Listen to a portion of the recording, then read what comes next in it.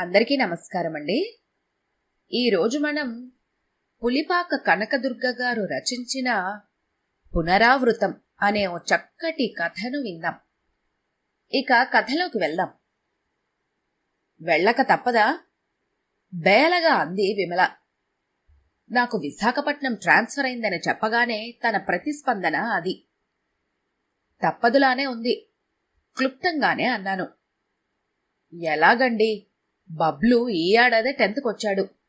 3 ఏళ్ల నుంచే చదువుతున్న స్కూల్ మారితే వాడికి కష్టం కాదు? మరైతే ఏం చేద్దాం?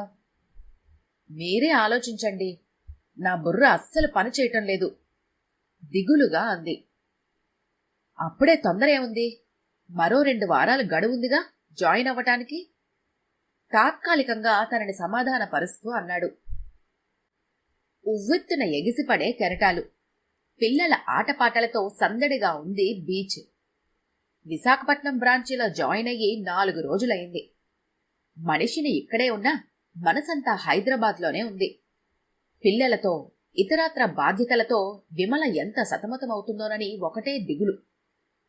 మీరు లేకుండా నేనొక్కదాన్నే ఈ బాధ్యతలని నెరవేర్చలేనండి. విశాఖపట్నానికి బయలుదేరుతుంటే విమల కళ్ళనీల పర్యంతం అయింది. అలా అంటే ఎలా చెప్పు? 1 సంవత్సరం కష్టపడితే బబ్లు 10th అయిపోతుంది. ఆ తర్వాత మీరు కూడా అక్కడికి వచ్చేయచ్చు అనునయంగా అన్నాను. అయినా సరే, మీరు లేకుండా నేను పిల్లలు. గొంతు పూడుకుపోయింది విమలకు. ఏం మాస్టారు, నీళ్లను చూడగానే హుస్సేన్ సాగర్ గుర్తొచ్చిందా? ఎప్పుడొచ్చాడో ఎదురుగా మా ఆఫీస్లోనే పనిచేసే సీతారాం, పక్కనే అతని భార్యా పిల్లలు కాబోలు. నమస్కార ప్రతి నమస్కారాలు అయ్యాయి. ఏం మాస్టారు, ఈ ఏడాది ఫ్యామిలీని షిఫ్ట్ చేయరంట కదా? ఇల్లు వెతుక్కోవాల్సిన అవసరం లేదన్నమాట. అలాంటిదేమీ లేదు. హాలిడేస్కు పిల్లలు మా ఆవిడ వస్తూ ఉంటారు. మంచి పోర్షన్ కోసం చూస్తున్నాను. మరి చెప్పరే, మేముండే లొకాలిటీలోనే మంచి ఇల్లుంది. రెంటు మనకు అందుబాటులోనే ఉంటుంది. రేపు సాయంత్రం ఆఫీస్ నుంచి డైరెక్ట్గా వెళ్లి చూద్దాం కలుపుగోలుగా అన్నాడు సీతారాం. మర్నాడు సాయంత్రం ఇద్దరూ వెళ్లి ఇల్లు చూశాం. 4 గదుల ఇల్లు అది. గాలి వెలుతురు ధారాళంగా వస్తున్నాయి. నీళ్లకు ఇబ్బంది లేదు. అద్దె కూడా అందుబాటులోనే ఉంది. వెంటనే అడ్వాన్స్ ఇచ్చేశాను. అదృష్టవంతులు, పెద్దగా శ్రమ పడకుండా చక్కటి ఇల్లు దొరికింది అంటూ అభినందించాడు సీతారాం. మంచి రోజు చూసుకొని గెస్ట్ హౌస్ నుంచి కొత్త ఇంటికి మారిపోయాను. హోటల్ తిండి తినకండి, మీకస్సలు పడదు. ఓపికుంటే కూర పప్పు చేసుకోండి, లేదంటే ఇంత కందిగుండా గోంగూర పచ్చడితో కానిచ్చేయండి. పెరుగెలాగూ ఉంటుంది. శ్రీమతి హెచ్చరింపులను మననం చేసుకుంటూ బియ్యానికి ఎసరు పడేశాను. మరో పక్క కూర చెయ్యాలా వద్దని తర్జన భర్జన పడుతూ. చదువుకునే రోజుల్నుంచి స్వయంపాకు నాకు అలవాటే. స్నానానికి వెళ్తుండగా సీతారాం వచ్చేశాడు. వెంట ఓ ఆడమనిషి. వయసు 30 దాకా ఉండొచ్చు. ఉన్నంతలో శుభ్రంగా ఉంది. మొహంలో మటుకు దైన్యం గూడు కట్టుకుని ఉంది. ఈమె వసంత అని మాకు దూరపు బంధువు. చిన్న వయసులోనే భర్తని కోల్పోయింది. 2 పిల్లలు. పెద్దగా చదువుకోలేదు. మీకేమైనా వంట పనికి, ఇంటి పనికి మనిషి కావాలేమోనని తీసుకొచ్చాను ఉపోద్ఘాతంగా అన్నాడు. దైన్యానికి ప్రత్యేకలా ఉన్న ఆమెను చూస్తుంటే ఎందుకో అపరిమితమైన జాలేసింది. వద్దు అని చెప్పలేక, ప్రస్తుతానికి అవసరం లేదు, తర్వాత ఆలోచిద్దాంలే ఎలాగోలా గొంతు పగిల్చుకొని అన్నాను. పోనీ అప్పడాలు ఒడియాలు తీసుకుంటారా? 5 రూపాయలకు 10 అప్పడాలు. పక్కనున్న సంచిలోంచి ప్యాకెట్లను తీసి చూపిస్తూ అభ్యర్థనగా అంది వసంత. కాదనలేక 10 రూపాయలిచ్చి 2 ప్యాకెట్లని కొన్నాను. మీ దగ్గర కాకపోతే ఎక్కడైనా పని ఇప్పించండి సార్, సెలవు తీసుకునే ముందు వేడుకోలుగా అడిగింది వసంత. మౌనంగా తలూపాను. ఆ తర్వాత 4 రోజుల దాకా జాలిగొలిపే వసంత రూపమే కళ్ల ముందు కదలాడింది. క్రమంగా పని ఒత్తిడిలో ఆమె విషయం మరుగున పడిపోయింది. ఈసారి విమల ఫోన్ చేసినప్పుడు ఓ సంతోషకరమైన వార్త చెప్పింది. చంద్రానికి ఏడాది క్రితమే విశాఖపట్నం ట్రాన్స్ఫర్ అయిందట. అడ్రస్ అది చెప్పి ఫోన్ పెట్టేసింది. ఆఫీస్ అయిపోయాక పొద్దు గడవక బాధపడుతున్న నాకు ఈ వార్త నిజంగానే పెద్ద రిలీఫ్. సాయంత్రం ఆఫీస్ నుంచి బయటపడగానే విమల చెప్పిన అడ్రస్ ప్రకారం ఇల్లు వెతుక్కుంటూ వెళ్లాను. చంద్రం నాకు స్వయాన బాబాయ్ కొడుకు. అయితే చంద్రం కంటే నాకు బాబాయ్ తోటే స్నేహం ఎక్కువ. నా చిన్నతనాన బాబాయ్ తన పెళ్లికి ముందు మాతోనే ఉండేవాడు. నాన్నగారు ఎంత స్ట్రిక్టో బాబాయ్ అంత సరదా మనిషి. పండగ సీజనొస్తే మాతో పాటే కలిసిపోయి గాలిపటాలు ఎగరేసేవారు. అర్థం కాని చిక్కు లెక్కలని సార్ల కంటే చక్కగా అర్థమయ్యేలా చెప్పేవారు. నా 12వ పుట్టినరోజుకి బాబాయ్ ప్రెజెంట్ చేసిన క్రికెట్ బ్యాట్ ఇప్పటికీ నా దగ్గర భద్రంగానే ఉంది.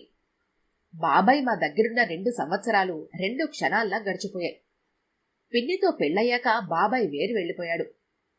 అలాంటి నా చిన్ననాటి పెద్ద నేస్తాన్ని చాలా కాలం తర్వాత మళ్లీ కలవబోతున్నందుకు ఎంతో ఉద్వేగంగా అనిపించింది.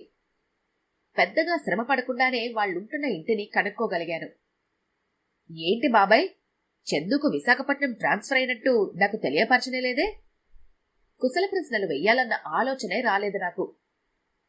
పడక్కుర్చీలో వెనక్కి వాలి రిలాక్స్డ్గా కూర్చున్న బాబాయ్ మొహం నన్ను చూడగానే సంతోషంతో వికసించింది. గ్లోబలైజేషన్ మూలాన ప్రపంచమంతా ఓ కుగ్రామంలా మారిపోవటం ఏమో గాని మనుషుల మధ్య దూరం బొత్తిగా పెరిగిపోతుందిరా. తనదైన శైలిలో సమాధానం చెప్తూ ఎదురుగా ఉన్న కుర్చీని ఆఫర్ చేశాడు. ఇల్లంతా నిశ్శబ్దంగా ఉంది. పిన్నేది బాబాయ్? పరిసరాలను వంక గమనిస్తూనే అడిగాను. గదిలో పడుకున్నట్లుంది, రా చూద్దాం. పక్క గదిలోకి దారి తీశాడు బాబాయ్. నేను కూడా అనుసరించాను. దమయంతి, ఎవరొచ్చారో చూడు. పిన్నిని మృదువుగా తట్టిలేపుతూ చెప్పాడు బాబాయ్. పిన్ని మొహంలో నన్ను చూసినందుకు అనూహ్యమైన ఆనందం. ఏం శంకరం, ఇదేనా రావటం? పిల్లలు విమల బావున్నారా? గోడకు చేరబడి కూర్చుంటూ ఆప్యాయంగా అడిగింది. అంతా కులాసాయే పిన్ని, మీరంతా ఎలా ఉన్నారు? చంద్రం ఇంకా ఆఫీస్ నుంచి రాలేదా? చంద్రం ఇంకా ఆఫీస్ నుంచి రాలేదు. ఇహ నా సంగతి ఏమడుగుతావలే. డాక్టర్లు కీళ్లవాత అన్నారు. కూర్చుంటే లేవలేను, లేస్తే కూర్చోలేను. ఆఖరికి ఆయనకింత వండి పెట్టడానికి కూడా పనికి రాకుండా పోయాను. పిన్ని కళ్లల్లో సన్నటి కన్నీటి తెర. వాడొచ్చి 10 నిమిషాలు కూడా కాలేదు, అప్పుడే మొదలుపెట్టావా? మందలింపుగా అన్నాడు బాబాయ్. నువ్వలా కూర్చో, నేను కాస్త టీ చేసి పట్టుకొస్తాను. ముందు గదిలోకి దారి తీస్తూ అన్నాడు బాబాయ్. అదేమిటి, చంద్రం భార్య ఆ ఇంట్లో లేదా? అప్పుడే గుర్తుకొచ్చి అడిగాను. మార్కెట్కు వెళ్ళింది. క్లుప్తంగా సమాధానం చెప్పి 5 నిమిషాల్లో వేడివేడి టీ కప్పులతో తిరిగొచ్చాడు బాబాయ్. మరో అరగంట తర్వాత చంద్రం, వాడి భార్య రేఖ, ట్యూషన్కెళ్లిన వాళ్ల పిల్లలు ఒకళ్ళ తర్వాత ఒకరు వచ్చారు. పలకరింపులు, పరామర్శలు అనంతరం కొద్దిసేపుండి సెలవు తీసుకున్నారు. నీ రాజుకు చక్ర అబ్బాయి, గుర్రాన్ని వ్యూహాత్మకంగా కదుపుతూ అన్నాడు బాబాయ్. ఉత్సుకతతో ముందు కొంగాడు. తర్వాత నేనే ఎత్తు వేస్తానని. నిస్సహాయంగా చదరంగం బోర్డు వైపు చూస్తూ ఉండిపోయాను. ఓటమి తప్పదని అర్థమైపోయింది. ఎప్పట్లానే నువ్వే గెలిచావులే బాబాయ్. మరే పావుని కదిల్చే ప్రయత్నం చేయకుండానే ఓటమిని అంగీకరించాను నేను. పెద్దగా నవ్వాడు బాబాయ్. మరైతే తర్వాతి ప్రోగ్రాం ఏమిటి? టైం చూశాను, 8 అవుతోంది. ఏముంది, ఈ పూటకు ఇక్కడే భోంచే. నేను మనిద్దరికీ ఏదైనా వండుతాను. ఈలోగా మొన్న మనం మొదలుపెట్టిన నాటకానికి డైలాగులు ఏం రాస్తే బావుంటుందో ఆలోచించు. అదో పెద్ద పన, నేనో చెయ్యి వేస్తాను. ముందు వంట పనేదో పూర్తి చేద్దాం. తను లేస్తూ అన్నాడు బాబాయ్. మొత్తానికి మరో గంట కల్లా నలభీమ పాకం ముగించి భోజనాలు కానిచ్చి స్క్రిప్ట్ ముందేసుకుని కూర్చున్నాము. మా ఆఫీస్ రీక్రియేషన్ క్లబ్ తరపున ప్రదర్శించబోయే నాటకానికి కథ, డైలాగ్స్ సమకూర్చే బాధ్యత చాలా సంతోషంగా నెత్తిని వేసుకున్నాను నేను. ఈ విషయంలో బాబాయ్ సహకారం మరువలేను. 11 వరకు ఉండి బాబాయ్ బయలుదేరాడు ఇహ వెళ్తానంటూ. బాబాయ్ని ఇంటి దగ్గర డ్రాప్ చేసొచ్చాను. మర్నాడు ఆదివారం కావటంతో బాబాయ్ ఉదయం 8 వచ్చేశాడు. మరో 2 సాహితీ మిత్రులతో కలిసి నాటకానికి అద్భుతమైన తుదిమెరుగులు దిద్దాము. వైజాగ్ వచ్చిన కొత్తల్లో ఎంతో బోర్గా అనిపించే ఆదివారాలు ఇప్పుడు బాబాయ్ కంపెనీతో ఉల్లాసంగా గడిచిపోతున్నాయి. దాదాపు ప్రతిరోజు బాబాయ్ సాయంత్రం 6 కాగానే నేరుగా ఇంటికొచ్చేస్తాడు. ఆఫీస్ అవ్వంగానే నేను కూడా డైరెక్ట్గా ఇంటికొచ్చేస్తాను. కాలక్షేపానికి చెస్సు, కార్డ్సు ఏదో ఒకటి మొదలెడతాం. చూస్తూ ఉండంగానే 4 నెలలు గడిచిపోయాయి. పిన్నిని చూసి చాలా రోజులైంది. చంద్రాన్ని కూడా పలకరించినట్టుగా ఉంటుందని బాబాయ్ వాళ్ళింటికి వెళ్ళాను. ఇంత వయసొచ్చి ఏం లాభం? చీటికి మాటికి కాఫీలు, టీలు ఎక్కడి నుంచి వస్తాయి? ఇల్లంతా ఆయన ఒక్కడి సంపాదన మీద గడవాలి. ఇవన్నీ చాలక ఈ గాడిద చాకరీ ఒకటి. అడ్డమైన వాళ్ళందరికీ వండి వార్చడానికే జీవితం అంకితం అయ్యేటట్టుంది. లోపల నుంచి వినిపిస్తున్న తీవ్ర పదజాలానికి నిర్ఘాంతపోయాను. చంద్రం భార్య గొంతు అది. వంటింట్లోంచి విసురుగా గిన్నెలు కింద పడేసిన శబ్దాలు. కుర్చీలో తలవంచుకొని కూర్చున్న బాబాయ్ మొహం నన్ను చూడగానే మ్లానమైంది. పిన్ని పరిస్థితి అయితే మరీ దారుణం. మాట్లాడటానికి కూడా భయపడిపోతోంది. దుఃఖాన్ని, శబ్దాన్ని గొంతులోనే అదిమిపెట్టి కూర్చోమని సైగ చేసింది. రాకూడని సమయంలో వచ్చానని అర్థమైంది. నన్ను చూసిన రేఖ ముందు బిత్తరపోయినా ఆ తర్వాత నిర్లక్ష్యంగా తల తిప్పేసుకుంది. ఏంటి బాబాయ్ ఇది? నెమ్మదిగా అన్నాను. కడుపు చించుకుంటే కాళ్ల మీద పడుతుందిరా, విరక్తిగా అన్నాడు బాబాయ్. అక్కడ్నుంచి వచ్చేశాక ఎందుకో మనశ్శాంతి కరువైంది. బాబాయ్ ఎంత కష్టపడి చంద్రాన్ని పెంచాడో నాకు తెలుసు. వాణ్ణి పెంచటానికి ఎన్ని త్యాగాలు చేశాడో నాకు తెలుసు. అలాంటి బాబాయ్ చంద్రం దగ్గర సుఖంగా లేడని అర్థమయ్యాక ఎందుకో అమితమైన వేదన కలిగింది. తరువాత 10 రోజుల దాకా బాబాయ్ మళ్లీ నా దగ్గరికి రాలేదు. ఉండబట్టలేక నేనే వాళ్ళింటికెళ్లాను. ఇల్లంతా నిశ్శబ్దంగా ఉంది. రాత్రి 9 అయింది. పిన్ని నిద్రమాత్ర వేసుకుని పడుకున్నట్టుంది. బాబాయ్ అప్పుడే భోజనం ముందు కూర్చున్నాడు. చనువుగా పక్క కుర్చీలో కూర్చున్నాను. చప్పగా చల్లారిపోయిన భోజనం. పదార్థాలన్నీ పొద్దుట ఎప్పుడో చేసినట్టుగా ఉన్నాయి. అయిష్టంగా అన్నాన్ని కలుపుతున్నాడు బాబాయ్. ఏదైనా వేడిగా తినటం అలవాటు బాబాయ్కి. నాకిప్పటికీ గుర్తు. బాబాయ్ ఎప్పుడైనా లేటుగా వస్తే తన కోసమని ప్రత్యేకంగా మళ్లీ వేడివేడిగా భోజనం తయారు చేసేది. నేనిక్కడికొచ్చాక ఎప్పుడు బాబాయ్ని భోజనం చెయ్యమన్నా బహుమాట లేకుండా ఎందుకు ఉండిపోయేవాడో అర్థమైంది. బాబాయ్, చంద్రం మిమ్మల్ని బాగా చూసుకుంటున్నాడా? అడగలేక అడిగాను. మాకున్నది ఒక్కడే కొడుకు. చూసినా చూడకపోయినా ఏం చేయగలం? అలా ఎందుకు అనుకోవాలి? నీకు పెన్షన్ వస్తుందిగా, దాంతో ఎక్కడైనా వేరే ఉండి కాస్త మనశ్శాంతిగా బతకచ్చు కదా. అమాయకుణ్ణి చూసినట్టుగా చూశాడు బాబాయ్. నాలో పంతం పెరిగింది. పిన్ని లేవలేదనేగా నీ ఉద్దేశం? అలా అయితే నా దగ్గరికొచ్చి ఉండండి. ఎంతకాలం ఉండగలం? ఒకవేళ నువ్వు ఒప్పుకున్నా మీ ఆవిడ కూడా దాన్ని ఆమోదిస్తుందని ఏమిటి నమ్మకం? అలా అయితే చంద్రాన్ని పిలువు, వాడికి కాస్త బుద్ధి చెబుతాను. వాళ్ళు లేరు, ఫస్ట్ షోకి వెళ్లారు. అయినా నువ్వు చంద్రాన్ని మందలిస్తే వాడికి మా మీద ప్రేమ కలిగి బాధ్యత తెలుసుకుంటాడా? హీనస్వరంతో అడిగాడు బాబాయ్. కోపాన్ని నిగ్రహించుకుంటూ అన్నాను. అయితే రేపు సాయంత్రం నువ్వు మనింటికొచ్చాయి. నేనేం చేసినా నువ్వు కాదనకూడదు. రాత్రి చాలాసేపు ఆలోచిస్తూనే ఉండిపోయాను. ఎప్పుడో మగత నిద్రలో పరిష్కారం స్ఫురించింది. ఆ పరిష్కారం పేరు వసంత. బాబాయ్ వేరు వెళ్తానంటే అనుకున్నట్టుగానే చంద్రం అభ్యంతరం పెట్టలేదు. పిన్ని, బాబాయ్ వసంత ఇంట్లో ఉండే ఏర్పాటు చేశారు. వసంత ఇంట్లోనే వీళ్లకు గది కేటాయించారు.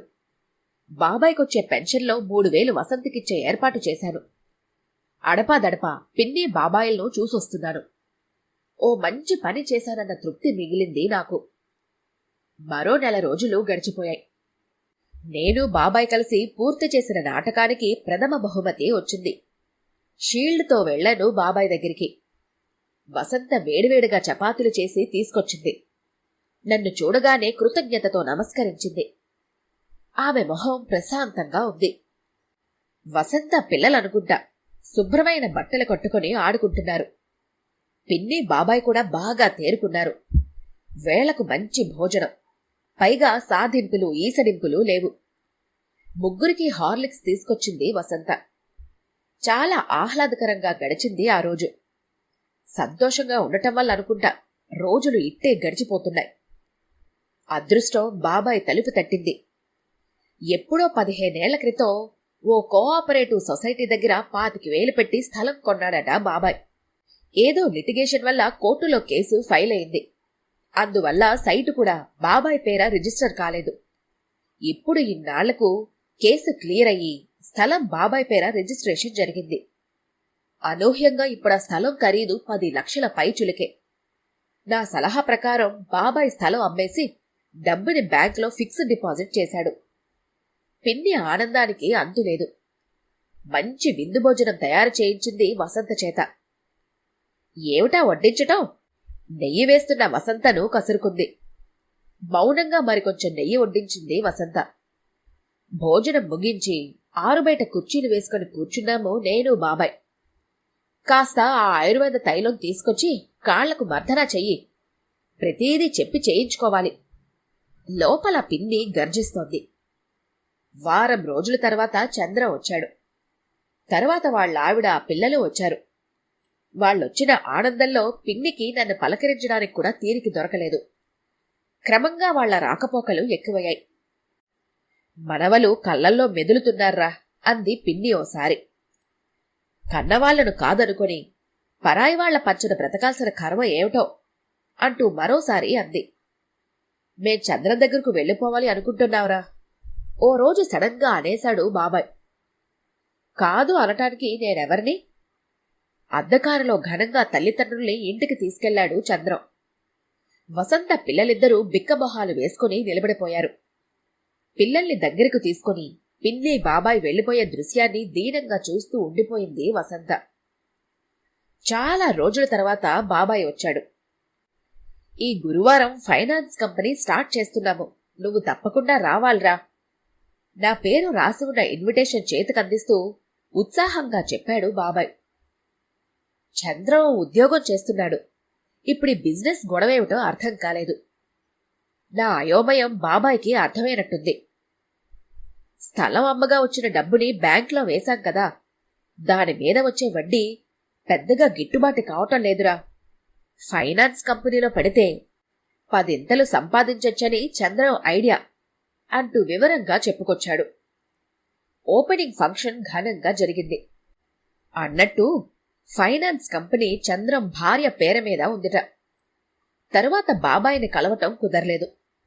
ఎందుకో చంద్రానికి నా పొడ అస్సలు గిట్టటం లేదు. అందుకే ఎప్పుడైనా బాబాయిని చూడాలని మనసు లాగినా ఆ ప్రయత్నాన్ని విరమించుకుంటున్నాను. ఎలా గడుస్తుందో అని దిగులు పడినా సంవత్సరం ఇట్టే గడిచిపోయింది. బబ్లు 10th పరీక్షలు అయిపోయాయి. పిల్లలతో సహా వైజాగ్ రావటానికి విమల సిద్ధపడింది. అయితే హైదరాబాద్ బ్రాంచ్లో పనిచేస్తున్న శర్మగారు విఆర్ఎస్ తీసుకోవటంతో అక్కడ ఓ వేకెన్సీ క్రియేట్ అయింది. లక్కీగా ఆ పోస్టుకు నన్ను ట్రాన్స్ఫర్ చేశారు. విమల ఆనందానికి అవధులు లేవు. రిలీవ్ అయి హైదరాబాద్ వెళ్లిపోయే ముందు బాబాయ్కు చెప్పి వెళ్దామని వాళ్ళింటికెళ్లాను. ఛీ, జీవితమంతా ఇలా అడ్డమైన వాళ్ళకి చాకరీ చేయడంతో గడిచిపోతుంది. అయినా ఎన్ననుకొని ఏం లాభం? సిగ్గు లేకుండా ఇంటిని పట్టుకుని పాకులాడేవాళ్ళని అనాలి. లోపల నుంచి తిట్ల వర్షం కురుస్తోంది. చంద్రం భార్య గొంతు అది. తరువాత విసురుగా గిన్నెల శబ్దాలు వినిపించసాగాయి. గుమ్మం బయటే ఆగిపోయిన నాకు లోపల దృశ్యం కళ్లకు కట్టినట్టుగా సాక్షాత్కరించింది. కుర్చీలో కూర్చున్న బాబాయ్ తల నేలకు వాలి ఉంది.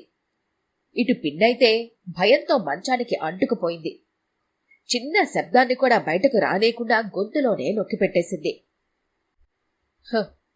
బాబాయ్తో అవసరం తీరిపోగానే మళ్లీ చరిత్ర పునరావృతం అయిందన్నమాట అనుకుంటూ హైదరాబాద్ వెళ్లిపోయాను నేను. ఈ కథ గనుక మీకు నచ్చినట్లయితే లైక్ చేయండి, షేర్ చేయండి. మరిన్ని ఇంట్రెస్టింగ్ కథల కోసం మా ఛానల్ని తప్పకుండా సబ్స్క్రైబ్ చేసుకోండి.